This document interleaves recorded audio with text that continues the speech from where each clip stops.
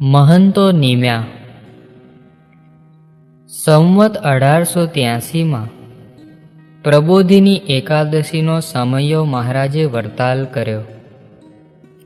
સમયો કરીને મહારાજ ગઢડા પધાર્યા. એક દિવસ મહારાજ સભા કરીને બેઠા. હરિભક્તોએ મહારાજને હારતોરા ધરાવ્યા.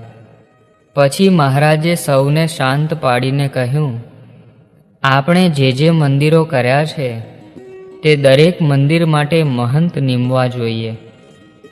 મહંત મમત્વ રાખીને મંદિર સાચવે. અમે દરેક મંદિર માટે મહંતનો નિર્ધાર કરી રાખ્યો છે, તે તમને કહીએ છીએ. એમ કહી મહારાજે આગળ ચલાવ્યું. આ વડતાલ મંદિરના મહંત અક્ષરાનંદ સ્વામી, ભુજ મંદિરના મહંત વૈષ્ણવાનંદ સ્વામી, ગઢડાના વિરક્તાનંદ સ્વામી, અમદાવાદના મહંત સર્વજ્ઞાનંદ સ્વામી, ધોલેરાના અદ્ભુતાનંદ સ્વામી એમ જાહેર કરી આ દરેક સદ્ગુરુને મહંત કર્યાનો હાર પહેરાવ્યો. બ્રહ્માનંદ સ્વામીએ કહ્યું, મહારાજ, જૂનાગઢમાં જોઈ વિચારીને મહંત નીમવા પડશે, કારણ કે ત્યાં મુસલમાની રાજ્ય છે. વળી શિવપંથી નાગરોનું બહુ જોર છે, માટે વારંવાર ફેરવણી કરવી પડે નહીં તેવા મહંત નીમજો. મહારાજે કહ્યું, સ્વામી, જૂનાગઢના મહંત તો એવા નીમશું કે ફેરવણી કરવી નહીં પડે. ત્યારબાદ થોડા વખત પછી ચૈત્ર પૂનમને સમયે વરતાલમાં મહારાજે સભામાં કહ્યું, લ્યો, આજે જૂનાગઢના મહંત નિમીએ. ભાદરાવાળા નિર્ગુણાનંદને બોલાવો. ત્યાં ગુણાતીતાનંદ સ્વામી સભામાં પધાર્યા. એટલે મહારાજે ઊભા થઈ પોતાના ગળામાંથી બધા હાર કાઢીને ગુણાતીતાનંદ સ્વામીને પહેરાવ્યા અને કહ્યું, આ અમારા જૂનાગઢના મહંત. એમ કહી ગુણાતીતાનંદ સ્વામીને પોતાનો પોશાક આપ્યો અને માથે પાઘ મૂકી આશીર્વાદ આપ્યા. અમારું અક્ષરધામ. પછી સભામાં બેઠેલા કુરજી દવેને સંબોધીને મહારાજે કહ્યું, કુરજી, રામાનંદ સ્વામી ભુજથી પીપલાણા પધાર્યા ત્યારે તમે વધામણી લઈને લોજ આવ્યા હતા. ત્યારે સૌએ તમને કાંઈ ને કાંઈ ભેટ આપી હતી. તે વખતે અમે તમને કહ્યું હતું કે અમારી પાસે હમણાં કાંઈ નથી, પણ અમે તમને અમારું અક્ષરધામ આપીશું. તે લ્યો, આ ગુણાતીતાનંદ સ્વામી અમારું અક્ષરધામ છે. તે તમને સોરઠના હરિભક્તોને ભેટ આપીએ છીએ. પછી ગુણાતીતાનંદ સ્વામીને મહારાજે કહ્યું કે સાધુ તો 5 રાખીએ, 25 રાખીએ. એમ કરતાં કરતાં 200 સાધુ જૂનાગઢ રાખવાનું નક્કી કર્યું. અને સોરઠના હરિભક્તોને ઉદ્દેશીને મહારાજે કહ્યું, સોરઠના હરિભક્તોને અમારું સર્વસ્વ આપ્યું છે, માટે આ ગુણાતીતાનંદ સ્વામીની અનુવૃત્તિ સાચવીને જે સેવા કરશે તેની 100 જન્મની કે 1000 જન્મની કસર આને આ જન્મે ટાળી નાખીશું. સોરઠના હરિભક્તો અને જૂનાગઢના હરિભક્તો સૌ રાજી થઈ ગયા.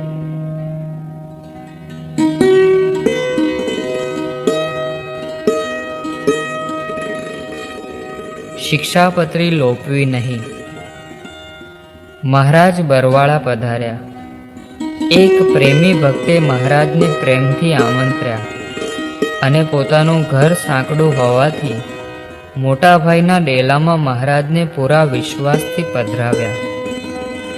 તેમણે મહારાજને ઢોલિયો ઢાળી દઈને કહ્યું, મહારાજ, આપ અહીં બિરાજો. હું હમણાં થોડી વારમાં બજારમાં જઈ સીધું સામાન લઈ આવું. પછી બ્રહ્મચારી પાસે રસોઈ કરાવી આપને ભોજન કરાવું. મહારાજે કહ્યું, ભલે. પેલા હરિભક્ત સીધું સામાન લેવા ગયા. બજારમાં સહેજ વાર થઈ. એટલામાં તેનો મોટો ભાઈ ડેલામાં દાખલ થયો. તેને મહારાજ વિશે ભાવ નહીં. તેને સાધુ સંતો પ્રત્યે તિરસ્કાર હતો. તેણે ઊંચે સાદે કહ્યું, તમે કોણ છો? કોની રજાથી આ ડેલામાં દાખલ થયા છો? મહારાજે તેને શાંત પાડીને બધું કહ્યું, પણ તે માન્યો નહીં. તેણે તો કહ્યું, આ મારું ઘર છે. મારી રજા સિવાય મારો નાનો ભાઈ તો શું, પણ મારી સ્ત્રી પણ કોઈને બેસાડી શકે નહીં. માટે તમે ડેલો ખાલી કરો. હા ભાઈ, અમે આ ચાલ્યા, કહી મહારાજ હરિભક્તો સાથે ડેલામાંથી બહાર નીકળ્યા. મહારાજે કહ્યું, ચાલો આપણે નાવડા જઈએ. આપણે શિક્ષાપત્રી લખી અને આપણે જ તોડી તો દુઃખ આવ્યું. માટે ભલા થઈને કોઈ શિક્ષાપત્રીની આજ્ઞા લોપશો નહીં. આ પ્રસંગથી સૌને શિક્ષાપત્રીની મહત્તા સમજાઈ ગઈ. મહારાજ બરવાળાના પાદર પહોંચ્યા. ત્યાં પેલા હરિભક્ત સીધું લઈને આવ્યા. તેને બધી ખબર પડી. તેણે મહારાજની માફી માગી. બધું સીધું મહારાજને ચરણે ધરી દીધું.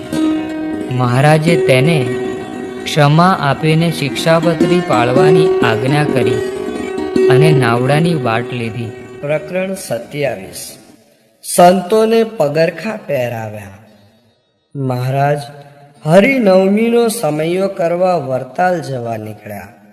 બપોરને વખતે ગામ ભોળાદની સીમમાં મહારાજ સંતોના સંઘ સાથે વિસામો કરવા થોભ્યા. ચૈત્ર માસનો તાપ તપતો હતો. સંતો પોતાના ગાતરિયા પાસેના એક કૂવામાં ભીણા કરી આવ્યા. વળી તુંબડામાં પાણી ભરી જમીન પર છાંટી જમીન ઠંડી કરી. પછી ઝાડ નીચે ઉપર અને ચારે બાજુ ભીના ગાતરિયા બાંધી ઓરડી જેવું બનાવ્યું. છાંયડોય થયો અને ઠંડક પણ થઈ. મહારાજને અંદર ગોદડું પાથરી પોઢાડ્યા. મહારાજને સૂતા સૂતા વિચાર આવ્યો, આવા તાપમાં સંતો ઉઘાડે પગે ચાલે છે. વળી કેટલાક સંતોને તો પગે ફોલ્લા પડ્યા છે. તેમના પગ કેટલા બળતા હશે. મહારાજના હૃદયમાં લાગી આવ્યું. સહેજ નમતો પહોર થયો એટલે મહારાજ જાગ્યા અને સંતોને કહ્યું, આજથી તમારે પગમાં ચામડાના પગરખા પહેરવા મારી આજ્ઞા છે. માટે તમે સૌ જોડા પહેરજો. આમ સંતોને જોડા પહેરવાની આજ્ઞા કરી મહારાજ આગળ ચાલ્યા. ત્યાં વારણાને રસ્તે બુટ દેવીનું મંદિર આવ્યું. ત્યાં વરખડાના ઝાડ નીચે મહારાજ સભા કરી બેઠા. મહારાજે જોરભાઈને કહ્યું, કાંઈ હોય તો લાવો, અમારે ટીમણ કરવા છે. જોરભાઈએ કહ્યું, કમળિયાના ગઢવી ખીમરાજની પત્નીએ આપેલી બશેર સાકર છે, કહો તો આપું. મહારાજ કે, લાવો સાકર. મહારાજે સાકરની પોટલી લીધી. તેમાંથી ખોબો ભરીને સુરા ખાચરને આપી. સુરા ખાચરે મહારાજનો પ્રતાપ જોવા રમૂજમાં કહ્યું, આમ આખા સંઘમાં દરેકને ખોબો ખોબો સાકર આપો. મહારાજ કહે, ભલે. મહારાજે સૌને ખોબો ખોબો સાકર આપી.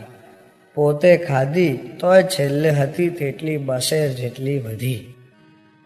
જૂનાગઢ મંદિરમાં મૂર્તિ પ્રતિષ્ઠા. મહારાજ વડતાલ પધાર્યા. હરિનવમીનો સમયો ધામધૂમથી કર્યો. ગુજરાતના હરિભક્તોને સુખ આપી ગઢપુર પધાર્યા. મહારાજે ગઢપુર મંદિરનું કામ ઝડપથી કરવાની આજ્ઞા કરી હતી. ફરતા ફરતા મહારાજ જૂનાગઢ પધાર્યા. અહીં જૂનાગઢમાં આષાઢી સંવત 1884ના વૈશાખ વદ બીજને ગુરુવારે મહારાજે ધામધૂમથી રણછોડ ત્રિકમ, રાધારમણ દેવ અને સિદ્ધેશ્વર મહાદેવની પ્રતિષ્ઠા કરી. આ પ્રસંગે જૂનાગઢના નવાબે કહ્યું, મહારાજ, આપે આવું મોટું મંદિર બાંધ્યું છે તો આપ અથવા આપના જેવા ફકીરને અહીં રાખજો.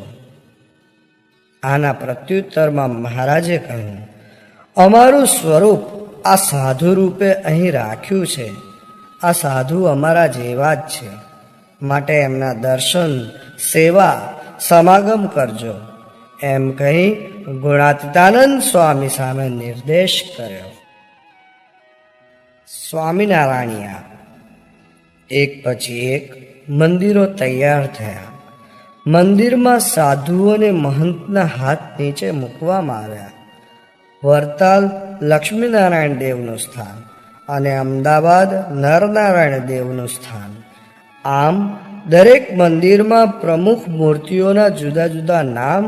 આને લીધે મંદિરમાં રહેતા ત્યાગી વર્ગમાં નવો પક્ષભેદ જાગ્યો. તેઓ એકબીજાને વાસુદેવિયા, નરનારાયણિયા, લક્ષ્મીનારાયણિયા એમ કહી સંબોધવા લાગ્યા. ત્યાગીઓમાં નવો ભેદ પડ્યો. મહારાજને આ વાતની ખબર પડી. તેમણે એક વખત ઉત્સવ પ્રસંગે સૌ ત્યાગીઓને બોલાવ્યા. જે વાસુદેવિયા હોય તે અહીં બેસો, નરનારાયણિયા હોય તે ત્યાં બેસો, લક્ષ્મીનારાયણિયા હોય પેલી બાજુ બેસો, એમ કહી સૌને અલગ અલગ બેસાડ્યા. છેલ્લે પોતે કહ્યું, હવે જે સ્વામિનારાયણ રહ્યા હોય તો તે મારી પાસે આવીને બેસો.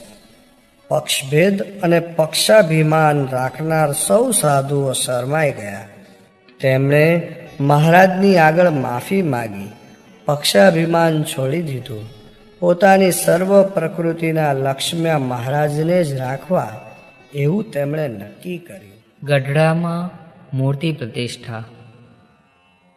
ગઢપુર મંદિર માટે મહારાજે પોતે જ કહ્યું હતું કે મહારાજ જેવા ઘાટવાળી મૂર્તિ બનાવજો. આથી નારાયણજી ભાઈએ કહ્યું, મહારાજ આપ પ્રત્યક્ષ સામે બેસો તો મૂર્તિના બધા અંગો અને ઘાટ આપના જેવા ઘડી શકાય. મહારાજે તેમની વિનંતી માન્ય રાખી. મહારાજ વાસુદેવ નારાયણના ઓરડાની પશ્ચિમે ઓસરીમાં ઉજાસમાં ઢોલિયો ઢળાવી બેસતા. નારાયણજીભાઈ મહારાજની મૂર્તિ સામું જોતા જાય અને પથ્થરને ઘાટ આપી મૂર્તિ ઘડતા જાય. ઘણીવાર મહારાજ પ્રસન્ન થઈ નારાયણજીભાઈને થાળ આપતા. ચાતુર્માસના દિવસો હતા. ગઢડાનું મંદિર તૈયાર થઈ ગયું હતું. મહારાજ ગઢડામાં બિરાજતા હતા. મહારાજે જન્માષ્ટમીનો ઉત્સવ કર્યો. ભાદરવો મહિનો બેઠો. મહારાજ વાસુદેવ નારાયણના ઉત્તરાદા બારના ઓરડે સભા કરીને બેઠા હતા. ત્યારે નિષ્કુળાનંદ સ્વામીએ આવીને પગે લાગીને કહ્યું, મહારાજ મંદિર તૈયાર થઈ ગયું છે અને મૂર્તિઓ પણ તૈયાર થઈ ગઈ છે, માટે હવે મૂર્તિઓ પધરાવો તો સારું. આ સાંભળી મહારાજે પાસે બેઠેલા ગોપાળાનંદ સ્વામી આગળ મુહૂર્ત જોવડાવ્યું. ત્યારે તેમણે કહ્યું, મહારાજ આસો સુદ બારસનું મુહૂર્ત સારું છે. મહારાજે આ મુહૂર્ત માન્ય રાખ્યું. ગામોગામ કંકોત્રીઓ લખાવી સાધુઓ અને હરિભક્તોને તેડાવ્યા. ઉમરેઠના વેદિયા વિપ્રોને તેડાવ્યા. ગોપીનાથજીની મૂર્તિને પોતાના સ્વરૂપ તરીકે ઓળખાવીને મહારાજે દાદા ખાચરને કહ્યું, આ મૂર્તિમાં હું રહ્યો છું. આ મૂર્તિમાં રહીને હું તમારી બધી સેવા અંગીકાર કરીશ. એમ કહી મૂર્તિને બાથમાં લઈને ભેટ્યા તથા મૂર્તિને માથે પોતાના બંને હાથ મૂક્યા. સંવત 1885ના આસો સુદ બારસે ધામધૂમથી ગોપીનાથ મહારાજ અને રાધિકાજીની મૂર્તિઓ પધરાવી. બાજુમાં વાસુદેવ નારાયણની મૂર્તિ પધરાવી. આથમણા દેરામાં ધર્મ ભક્તિની મૂર્તિ પધરાવી. ઉગમણા દેરામાં સૂર્યનારાયણ તથા કૃષ્ણ, બળદેવ અને રેવતીજી પધરાવ્યા. આજે દાદા ખાચરનો મનોરથ પૂરો થયો. ભાવનગરમાં પધરામણી. વડતાલમાં ફૂલદોલનો ઉત્સવ કરી વિચરણ કરતા કારિયાણી, રોહિશાળા, વળતેજમાં હરિભક્તોને સુખ આપીને મહારાજ ભાવનગર પધાર્યા. ભાવનગર શહેરના હરિભક્તોએ મહારાજનું ધામધૂમથી સામૈયું કર્યું. મહારાજની ઘેર ઘેર પધરામણી થઈ. સાંજે સભા થઈ ત્યારે મહારાજ પાસે સુરતના આત્મારામ દરજી આવ્યા. તેણે ઘણી ચીવટ અને હેતથી બનાવેલી એક સુંદર ડગલી મહારાજને ભેટ આપી. સુંદર બુટ્ટા ભરત ગૂંથણથી સુશોભિત એ ડગલી હતી. મહારાજે પણ ડગલી જોઈને ખૂબ વખાણી. સૌ હરિભક્તો સભાજનોએ ડગલી જોઈ ચકિત થઈ ગયા. જોત જોતામાં વાત શહેરમાં ફેલાઈ ગઈ. ભાવનગરના રાજા વજયસિંહને કાને ડગલીની વાત પહોંચી. તેમણે હરિભક્ત દ્વારા એ ડગલી જોવા મંગાવી. તેમણે પોતાના રાજના દરજીઓને દેખાડીને કહ્યું, તમે આવી ડગલી મારે માટે બનાવો તો 100 સોના મહોરો આપું. પણ બધા દરજીઓએ કહ્યું, આવું સુંદર જરી અને ભરતકામ અમારાથી થાય નહીં. એટલે મહારાજા વજયસિંહે પસાયતાને મોકલીને આત્મારામ દરજીને પોતાની સભામાં બોલાવ્યા. તેમણે આત્મારામને કહ્યું, આવી સુંદર ડગલી મને બનાવી આપો. હું તમને મોં માગ્યું ઇનામ આપીશ. આત્મારામે ઉત્તર આપ્યો, મહારાજા સાહેબ, ઘણા દિવસોના પ્રયત્નથી આ ડગલી બની છે. આમાં મેં હેતના ટેભા લીધા છે. અક્ષરધામ રૂપી સર્વશ્રેષ્ઠ ઇનામ મને મળી ગયું છે. આ તો શ્રીજી મહારાજની પ્રેરણાથી અને તેમને માટેના અનહદ પ્રેમથી બની છે. એવી ડગલી બીજી હવે થાય નહીં. મહારાજા વજયસિંહજી મર્મ સમજી ગયા. તેમણે નિરાશ થઈને ડગલી હરિભક્ત સાથે પાછી મહારાજ પર મોકલી દીધી. બીજા દિવસે મહારાજા વજયસિંહજીએ પોતાના મહેલમાં શ્રીજી મહારાજની પધરામણી કરાવી. વજયસિંહજીએ મહારાજનું પૂજન કર્યું, હારતોરા પહેરાવ્યા. પછી મહારાજે તેમને કહ્યું, ભાવનગર રાજ્યના તાબામાં ગઢડામાં અમે મંદિર કરી ગોપીનાથ દેવ સ્થાપ્યા છે. તેમાં અને ભવિષ્યમાં જે ગામમાં મંદિર થાય તેમાં કોઈ વિઘ્ન ન કરે અને રાજ્ય તરફથી સહકાર મળે તેવી વ્યવસ્થા કરી આપો. મહારાજા વજયસિંહ વિવેકી હતા. તેમણે કહ્યું, મહારાજ, આપના પ્રતાપે તો હું રાજ ભોગવું છું. આપના પ્રતાપે મારું રાજ સમૃદ્ધ છે. આપ અમારા તાબાના ગામોમાં મંદિરો કરો, તેથી રાજની શોભા અને સંપત્તિ વધે છે. માટે હું આપને હુકમનામું લખી આપું છું. તેમણે તરત જ કારભારીને બોલાવી હુકમનામું લખી આપ્યું.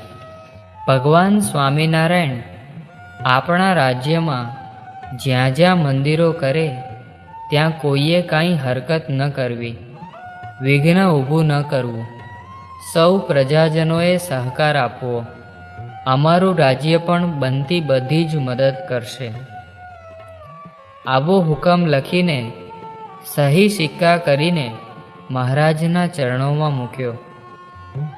મહારાજે તેમને આશીર્વાદ આપ્યા. વજયસિંહજી મહારાજને દરવાજા સુધી વળાવવા આવ્યા. મહારાજ ત્યાંથી ગઢડે જવા નીસર્યા. ગુણગ્રાહક થવું. ગઢડામાં મહારાજ સંતોને બપોરે પીરસતા હતા. સાધુ અને હરિભક્તોને જુદા જુદા પકવાન, ફરસાણ અને શાકભાજી પીરસ્યા. જય બોલાવીને સૌ જમવાની તૈયારીમાં જ હતા. ત્યાં એક સંત ગામડે ફરીને આવ્યા. મહારાજે બધું પીરસી દીધું હતું. હવે શું કરવું? મહારાજે તે સંતને કહ્યું, તમે પત્તર લઈ પંગતમાં ફરી સૌની પાસેથી થોડું થોડું ભિક્ષા રૂપે માગી લો. પરમહંસ સૌની પાસેથી પત્તર લઈને નીકળ્યા. સૌએ પોતાના પત્તરમાંથી સારામાં સારી ચીજ થોડી થોડી આપી. સંતનું પત્તર પકવાનથી ભરાઈ ગયું. મહારાજે બે પંગત વચ્ચે ઊભા રહી સંતનું પત્તર હાથમાં લઈ વાત કરી. જુઓ, સૌની પાસે નમીને ગ્રહણ કર્યું તો આખું પત્તર સારા સારા પકવાનથી ભરાઈ ગયું. તેમ તમે સૌ નિર્માની થઈને સૌમાંથી એક એક પણ સારો ગુણ ગ્રહણ કરો તો જીવન આખું સદ્ગુણોથી ભરાઈ જાય. શ્રાવણી પૂનમે ગુણાતીતાનંદ સ્વામીનો મહિમા સમજાવતા મહારાજે શુકમુનિને કહેલું, આ ગુણાતીતાનંદ સ્વામીની મોટાઈ કાંઈ આસને કરીને નથી. તેમની મોટાઈ તો અનાદિની છે. તેઓ અમારે રહેવાનું ધામ છે. અમારી મૂર્તિને અખંડ ત્રણેય અવસ્થામાં તેમણે ધારી રાખી છે. એમ ઘણો મહિમા. પ્રકરણ 29. પોતાની છાપ કરાવી. મહારાજે ચાતુર્માસ ગઢડામાં રહીને કર્યો. અન્નકૂટનો ઉત્સવ કરીને મહારાજ સારંગપુર ચાલ્યા. ત્યાં રાત રહી મહારાજ સુંદરિયાણા અને ધંધુકા થઈ ખસ્તા પધાર્યા. ત્યાં નદીને તીરે રાત રહ્યા. નીરવ રાત્રિ હતી. મધરાતે બિલ્લી પગે વાઘ આવ્યો. ઉતારાથી લગભગ 20 ડગલા દૂર હશે ત્યાં તેણે ત્રાડ નાખી. ભગુજીએ બંદૂક ઊંચી કરી, પણ ત્યાં તો મહારાજે પથારીમાં બેઠા થઈ વાઘની સામે હાકોટો કર્યો. બ્રહ્માંડ ભેદાઈ જાય તેવો નાદ થયો. વાઘના ગાત્ર ગળી ગયા. વાઘ ડરીને ઊભી પૂંછડીએ પાછો ભાગ્યો. બીજે દિવસે કમિયાળા, વરસડ અને સિંજવાડી થઈને મહારાજ વરતાલ પધાર્યા. અહીં મહારાજે છેલ્લે પ્રબોધિની એકાદશીનો સમયો કર્યો. બીજે દિવસે સભામાં જૂનાગઢના નારાયણજી સુતારને મહારાજે કહ્યું, મૂર્તિમાં મન ચોંટી ગયું છે ને? અમારા સ્વરૂપની એવી સુંદર છાપ બનાવો કે સૌ સંતો અને હરિભક્તોને સહેજે સહેજે મૂર્તિ ઇદમ સાંભળે અને પ્રેમથી પૂજે. નારાયણજી સુતારે કહ્યું, ભલે મહારાજ, આપની દયાથી એ કામ થશે. ધાતુના બીબામાં કોતરીને છાપ તૈયાર કરીને રામનવમી ઉપર ગઢડે લઈ આવીશ. આ સાંભળી મહારાજ બહુ રાજી થયા. પણ તે વખતે કોઈને આ ભવિષ્યવાણીનો મર્મ સમજાયો નહીં.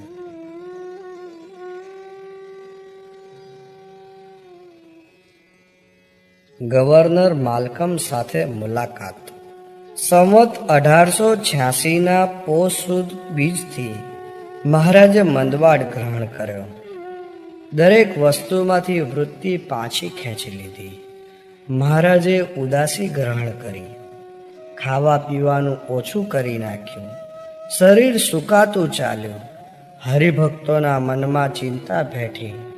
મહારાજ ગઢડાથી ક્યાંય જતા નહીં. અક્ષર ઓરડીમાં આરામ કરતા. 30 સાધુ દિવસના અને 30 સાધુ રાતના ઊભે પગે મહારાજની સેવામાં રહેતા.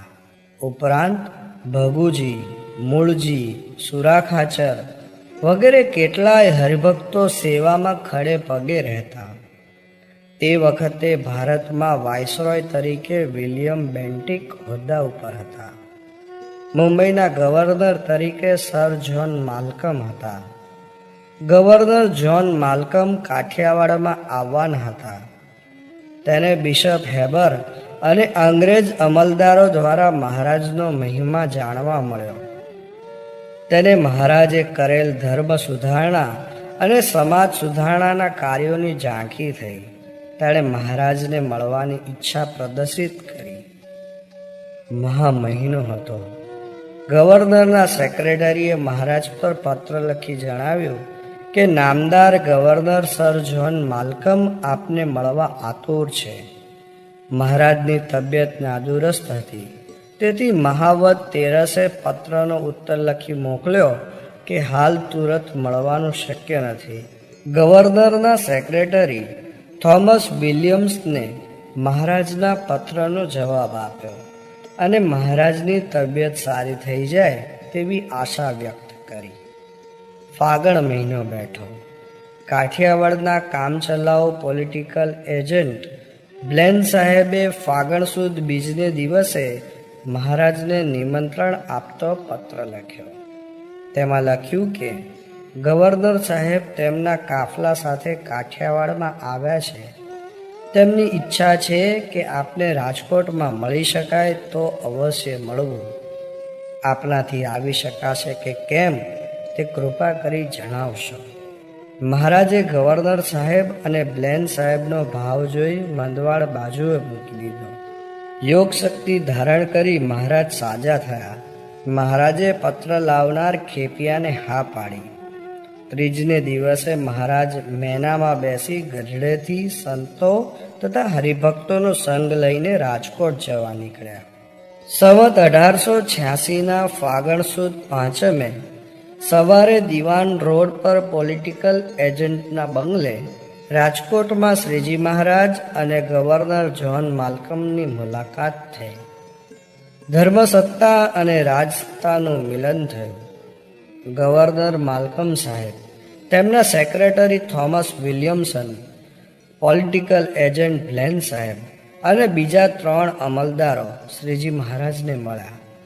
મહારાજની સાથે મુકુંદ બ્રહ્મચારી, સુકાનંદ સ્વામી, મુક્તાનંદ સ્વામી, સુરા ખાચર, સોમલો ખાચર, દાદા ખાચર, લાધા ઠક્કર, હિરજી ઠક્કર, દેવા ભક્ત અને ભીમભાઈ હતા. ગવર્નર તરફથી લશ્કરી દળોએ અને સિપાહીઓએ મહારાજનું બંદૂકના ભડાકા કરીને બેન્ડ વાજા વગાડી સ્વાગત કર્યું. મહારાજ બંગલામાં પધાર્યા એટલે ગવર્નર આગળ જઈ મહારાજના હાથમાં હાથ મિલાવી અભિવાદન કર્યું. પછી હાથ જોડ્યા અને દિવાન ખંડમાં લઈ ગયા. મહારાજને હારતોરા પહેરાવ્યા, અત્તર છાંટ્યું અને સાલ દુશાલ ઓઢાડ્યા. મહારાજને ખુરશી પર બેસાડ્યા. પછી ગવર્નર સાહેબે મહારાજને સ્વામિનારાયણ સંપ્રદાયના સિદ્ધાંતો વિશે પૂછ્યું. મહારાજે તેમને ઘણો ઉપદેશ કર્યો. પછી ગવર્નરે પૂછ્યું, અમારા રાજ્યમાં ધર્મ પ્રચારના કાર્યમાં આપને રાજ તરફથી કાંઈ તકલીફ તો પડતી નથી ને? મહારાજે કહ્યું, ના, અમારે ખાસ કાંઈ તકલીફ પડતી નથી. તમો ગાય તથા બ્રાહ્મણોનું રક્ષણ કરજો. તમારું રાજ ઘણા કાળ સુધી રહેશે. ત્યારબાદ ગવર્નર સાહેબે પૂછ્યું, અમારી સરકાર સતી પ્રથા અને બાળ હત્યા બંધ કરાવે છે, તે સંબંધી આપના શું વિચારો છે? ત્યારે મહારાજે કહ્યું, સતી થવું એ આત્મહત્યા કરવા જેવું છે. અમારો તો મત છે કે તીર્થના મહાત્મ્ય કે પતિના મહાત્મ્ય કરીને પણ આત્મઘાત તો ક્યારેય કરવો નહીં. ઘણી મરી જાય તો પરમેશ્વરને પતિભાવે સેવવા, પણ આત્મઘાત તો કોઈ રીતે કરવો નહીં અને બાળ હત્યા તો કરાય જ નહીં. આ સાંભળી ગવર્નર સાહેબ ખૂબ રાજી થયા. તેણે કહ્યું, નારાયણ સ્વામી, આપને બહુત અચ્છી સલાહ દિયા. છેવટે ગવર્નર સાહેબે ધર્મના સિદ્ધાંતનું પુસ્તક માંગ્યું અને કહ્યું, અમારું અને અમારા શત્રુનું સારું કરજો. મહારાજે રાજી થઈને તેમને આશીર્વાદ આપ્યા અને શિક્ષાપત્રીનું પુસ્તક ભેટ આપ્યું. લગભગ 2 કલાકની મુલાકાત પછી તેઓ છૂટા પડ્યા. ગવર્નરે અને અમલદારોએ માથેથી ટોપી ઉતારી વાંકા વળીને મહારાજને નમસ્કાર કર્યા. બંગલાના દરવાજા સુધી ગવર્નર સાહેબ સૌ અમલદારની સાથે મહારાજને વિદાય આપવા આવ્યા. મહારાજ ઉતારે પધાર્યા. બપોરનું ભોજન લઈને રાજકોટથી ગઢડા પાછા જવા ચાલી નીકળ્યા. ગઢડા જઈ 5-7 દિવસ પછી મહારાજે ફરીથી મંદવાડ ગ્રહણ કરી લીધું.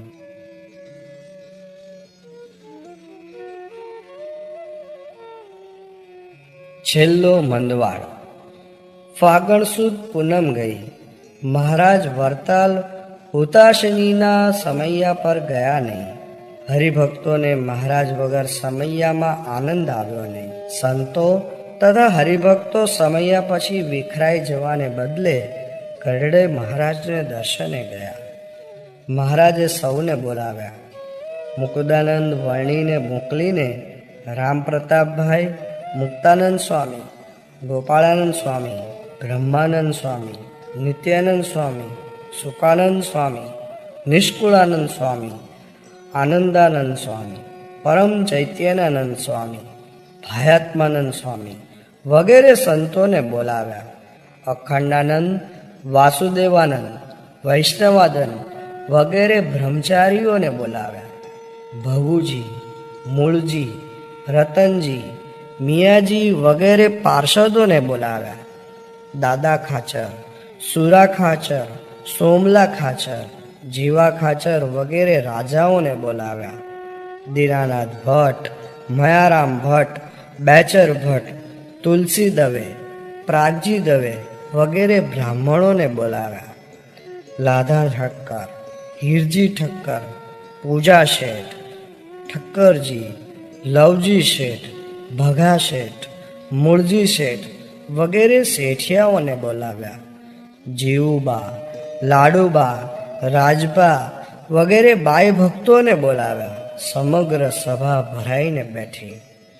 મહારાજે કહ્યું, તમે સૌ મને સાક્ષાત પરમેશ્વર તરીકે જાણો છો, મને રાજી કરવા ઈચ્છો છો. આજે મારી વાત સાંભળો. મારી પોતાની ઈચ્છાથી મેં આ પૃથ્વી ઉપર દેહ ધર્યો. મારે કરવાના બધા કામ કરી લીધા છે. મંદિર, શાસ્ત્ર, સંત વગેરે કરીને શુદ્ધ સંપ્રદાય પણ સ્થાપી દીધો છે. મારું કાર્ય હવે પૂરું થયું. મને અહીં ક્યાંય ગમતું નથી. હવે મારી ઈચ્છા અંતર્ધ્યાન થઈ સ્વધામ પધારવાની છે. આ મૃત્યુલોક છે, નાશવંત દેહ છે, માટે હું હવે અક્ષરધામમાં જઈશ. આ શબ્દો સાંભળતા જ સૌને માથે જાણે વીજળી પડી હોય તેવું દુઃખ થયું. કેટલાયના શરીર ધ્રુજવા લાગ્યા. કેટલાકને તો આ શબ્દો સાંભળી મૂર્છા આવી ગઈ. બીજા સૌ ધ્રુસકે ધ્રુસકે ચોધાર આંસુએ રોવા લાગ્યા. મહારાજે સૌ પર કરુણા દ્રષ્ટિ કરી, અંતરમાં પ્રેરણા કરી ધીરજ આપી, મધુર હાસ્ય કરી સૌને વશ કરી લીધા. સૌને ધીરજના શબ્દો કહી સાંત્વન આપ્યું, પણ મનમાં તો ધામમાં જવાનું નક્કી જ કરી લીધું હતું.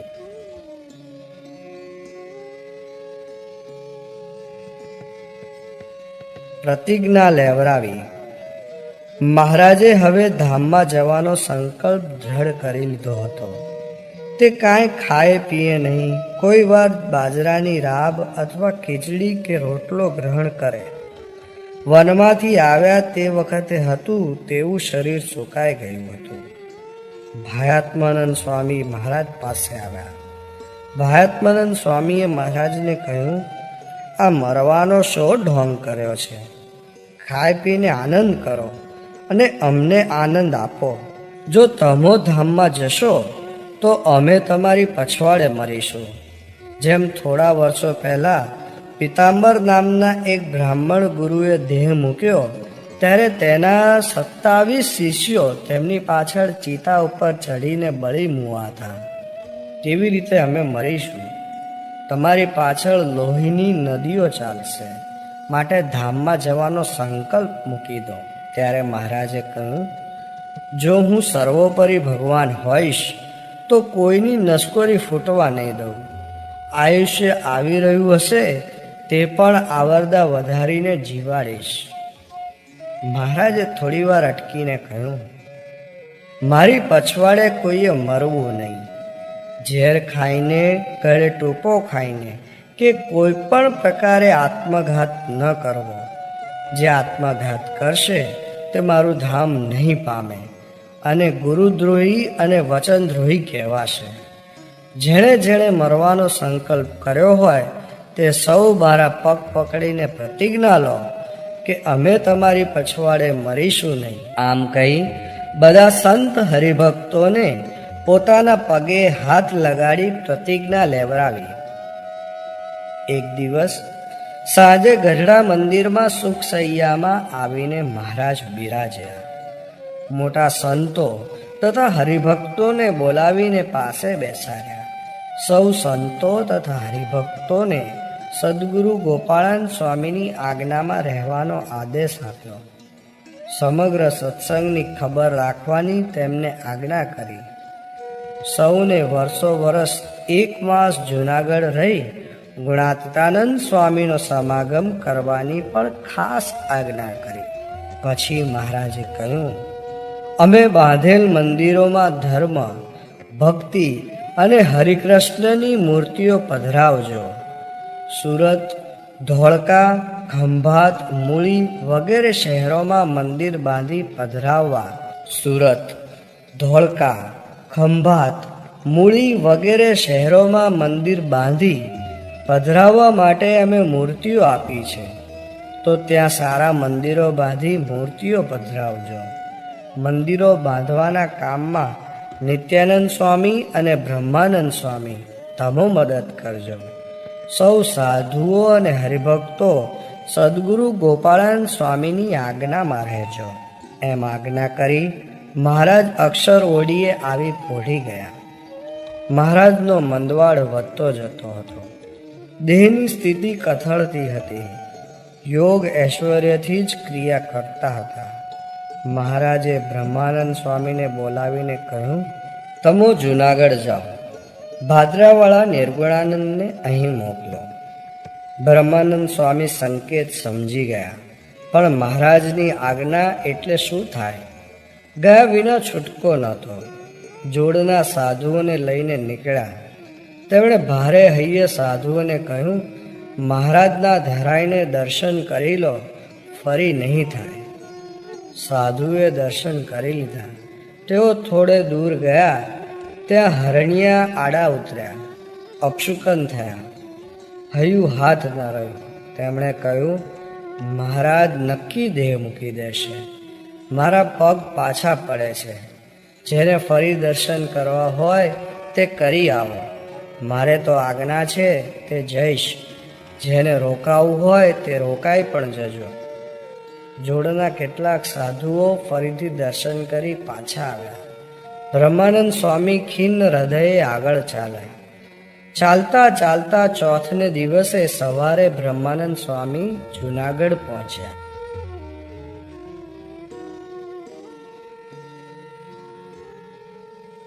અમારે સાજા થવું છે. આ બાજુ બ્રહ્માનંદ સ્વામી વગર સૂનું સૂનું લાગતું હતું. બ્રહ્માનંદ સ્વામી રમૂજ કરી મહારાજને હસાવતા. પરાણે થોડું ઘણું અન્ન જમાડતા. પણ હવે કોણ કરે? મહારાજ તો બીજે દિવસે સવારે ઉઠ્યા નહીં. માથે સુધી ચોફાળ ઓઢીને સૂઈ રહ્યા. વળી મહારાજે આગલે દિવસે વાળું પણ કરેલું નહીં. તેથી નિત્યાનંદ સ્વામી સવારે હાથમાં રૂપાના વાડકામાં બાજરાની રાબ લઈ ઉઠાડવા ગયા. 3-4 સાત પાડીને મહારાજને ઉઠાડ્યા. મહારાજ તો માથે સુધી ઓઢીને સીધા સૂઈ જ રહ્યા. ન હાલે કે ન ચાલે. આથી નિત્યાનંદ સ્વામીએ વાડકાનો કર્યો ઘા અને ધબ દેતા ભોંય પર પડી રોવા લાગ્યા. મહારાજ ચોફાળ ફેંકી દઈ બેઠા થયા અને બોલ્યા, તમે બધા સીધ રોવો છો? કોઈ મરી ગયું છે? નિત્યાનંદ કહે, દુઃખ તો થાય જ ને. તમે ખાઓ પીવો નહીં ને ઉદાસી બતાવો એટલે. મહારાજે કરુણા કરી કહ્યું, જાઓ ઉના પાણી કરો, અમારે નાહવા છે. થાળ કરાવો, અમે જમીશું. આજ અમારે સાજા થવું છે. પછી મહારાજ ઊને પાણીએ નાહ્યા.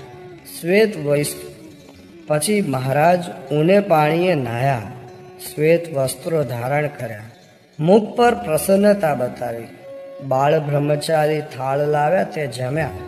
સાંજે સભામાં પધાર્યા. નગારા ઝાલર વગાડ્યા. દાદા ખાચરે સૌને સાકર વેચી ધામધૂમ કરી. સૌના ચિત્તમાં પ્રફુલ્લિતતા આવી ગઈ. પણ પણ રાત પડી અને મહારાજે ફરીથી મંદવાડ ગ્રહણ કર્યો. ઉદાસી ગ્રહણ કરી અંતર્વૃત્તિ કરી ગયા. સૌના મનમાં ફરીથી ઉચાટ વ્યાપી ગયો.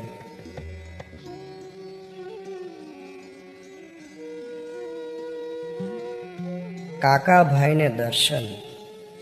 મહારાજના દેહમાં તાવ અને માંદગી વધવા લાગી. હરિભક્તો સૌ ઊંડા ઉતરી ગયા. ગુજરાત, કાઠિયાવાડ, કચ્છ, રાજસ્થાન, ખાનદેશ વગેરે ઠેકાણેથી હરિભક્તો મહારાજની ખબર કાઢવા આવવા લાગ્યા. આ બાજુ ગામ રોજકામાં કાકાભાઈ વૃદ્ધ થયા હતા. તેઓ પણ માંદા પડ્યા. માંદગીમાં તેમની પરિસ્થિતિ ગંભીર હતી. કાકાભાઈને લાગ્યું કે હવે દેહ રહેશે નહીં. તેથી તેમણે એક સારી ઘોડી અને રૂપાની તાસલી પોતાના નોકર સાથે ગઢડે મહારાજ પર ભેટ મોકલી. સાથે મોકલ્યો એક પત્ર. પત્રમાં લખ્યું હતું કે હે જીવન પ્રાણ, હે ભક્ત વત્સલ ભગવાન, આપનાથી બની શકે તો મને હવે છેલ્લા દર્શન આપો. આપનાથી ન આવી શકાય તેમ હોય તો અંતકાળે તેડવા આવજો. સેવકને દ્રષ્ટિમાં રાખજો. પત્ર લઈને નોકર ગઢડે ગયો. કાકાભાઈના વતી દંડવત પ્રણામ કરી તેણે રૂપાની તાસળી અને ઘોડી મહારાજને અર્પણ કરી અને પત્ર મહારાજના ચરણમાં મૂક્યો. મહારાજે પત્ર વંચાવ્યો. મહારાજે જાણ્યું કે કાકાભાઈનો બહુ ભાવ છે, તેમને બહુ તાણ છે. વળી થોડા દિવસ મંદવાડ કોરે મૂકીને રોજકે જઈશું તો સૌની ઉદાસીનતા ઓછી થશે. આમ વિચારી મહારાજે કહ્યું, હવે અમે સાજા છીએ, અમારે રોજકે જવું છે. પછી ગઢપુરથી મેનો તૈયાર કરાવી મેનામાં બેસી સંત તથા હરિભક્તો સાથે મહારાજ રોજકે પધાર્યા. કાકાભાઈને દર્શન દીધા. કાકાભાઈની આંખમાં હર્ષના આંસુ આવ્યા. મહારાજ 2 દિવસ રોજકે રહ્યા. કાકાભાઈના કુટુંબીજનોએ મહારાજને સારી રીતે રાખ્યા. મહારાજે કહ્યું, હવે અમે ગઢપુર પાછા જઈએ છીએ. તેથી કાકાભાઈએ કહ્યું, મહારાજ, આ હાડચામનો દેહ હવે નરકના કુંડ જેવો લાગે છે. તેમાંથી છોડાવી મને આપના ધામમાં લઈ જાઓ. મહારાજ કહે, હવે ચિંતા કરશો નહીં. થોડા દિવસોમાં અક્ષરધામની પ્રાપ્તિ થશે. મહારાજે કાકાભાઈને આશીર્વાદ આપ્યા. કાકાભાઈએ પોતાના ઘરવાળાના હાથના રૂપાના કડલા મહારાજને આપ્યા ને કહ્યું, આમાંથી દ્રવ્ય મેળવીને સૌ સંતો તથા પાર્ષદોને રસોઈ કરાવી જમાડજો. મહારાજ ગઢપુર પાછા જવા નીકળ્યા. મહારાજને હરતા ફરતા જોઈ હરિભક્તો રાજી થયા. કાકાભાઈ ધામમાં સીધાવ્યા. મહારાજે ગઢપુર આવી ફરી મંદવાડ ગ્રહણ કર્યો.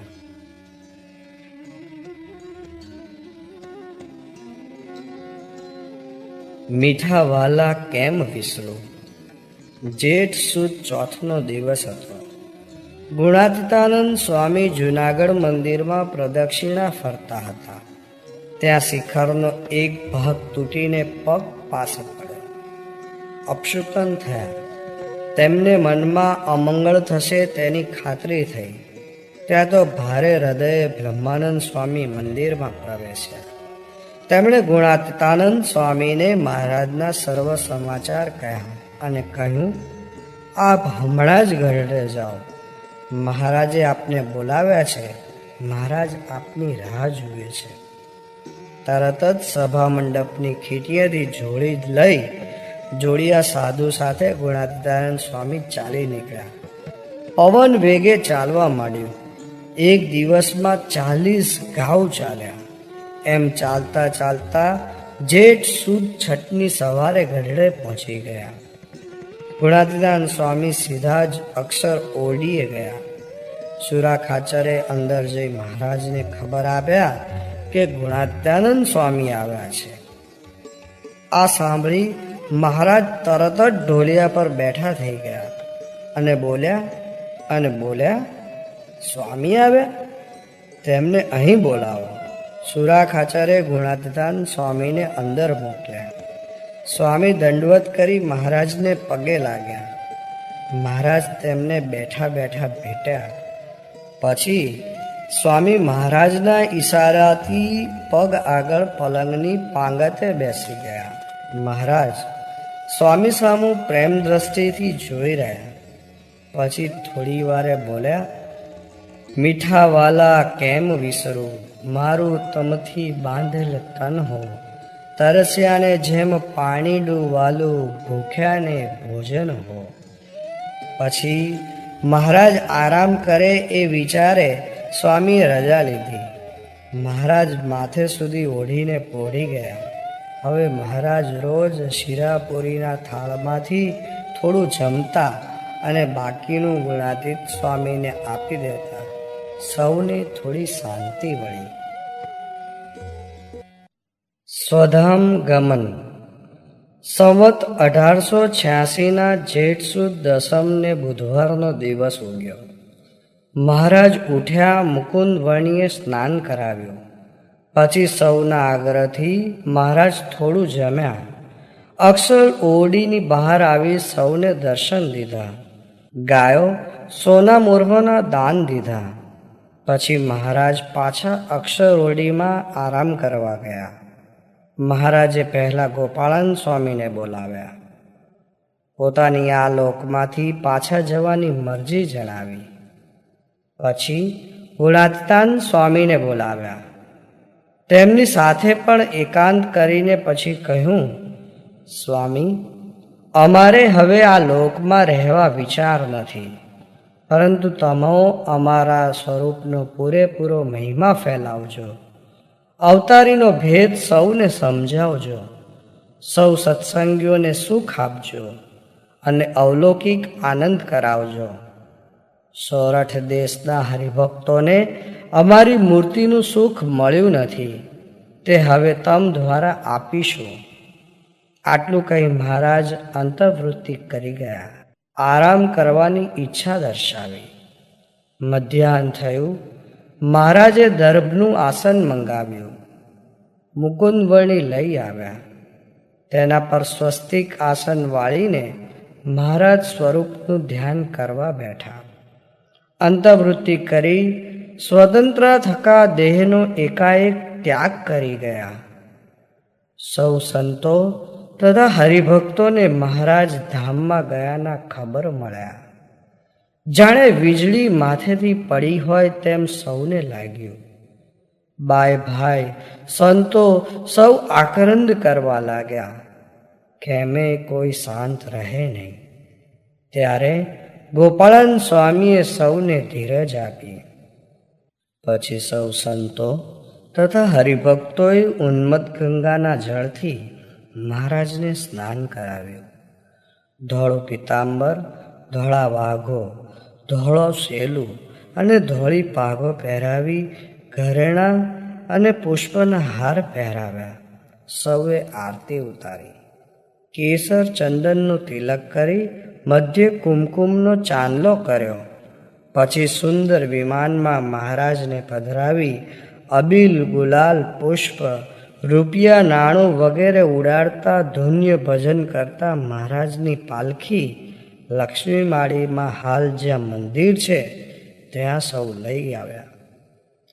ત્યાં જ સુખડના કાચની ચિતા તૈયાર કરી બ્રાહ્મણો આગળ શાસ્ત્રોક્ત વિધિથી શ્રીફળ, ઘી, જવ, તેલ આદિ હવન કરીને અગ્નિ સંસ્કાર કર્યો.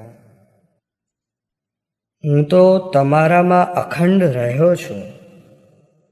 અગ્નિ જ્વાળાઓ ઊંચે ઊંચે જઈ રહી હતી.